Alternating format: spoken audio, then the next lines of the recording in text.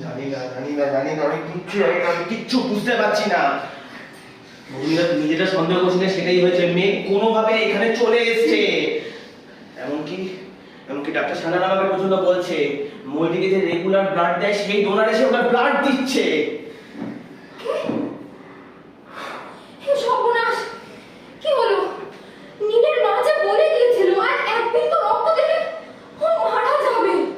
অনিন্দ, দাঁড়িয়ে থাকলে চলবে না, চলো কিছু করতে হবে আমাদেরকে। আমি পারবো না।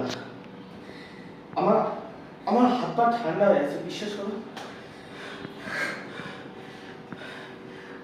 আমি কিছু বুঝতে পারছি না কি করবো।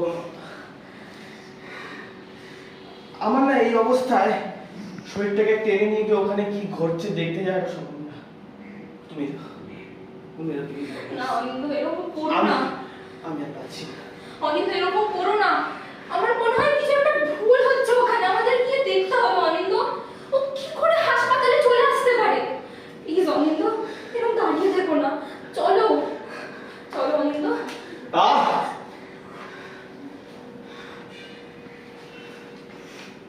যখন শুনেছিলাম ময়ূরী কন্ডিশনে জানতে পেরে গেছে, তখন বুঝতে পেরেছিলাম যে ও কিছু একটা করবে।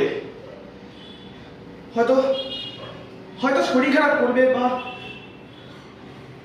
কিন্তু এরকম কিছু একটা করবে সেটা বুঝতে পারিনি। বলবি না ও ভয়ানক জেদি মেয়ে, ভয়ানক জেদি ও।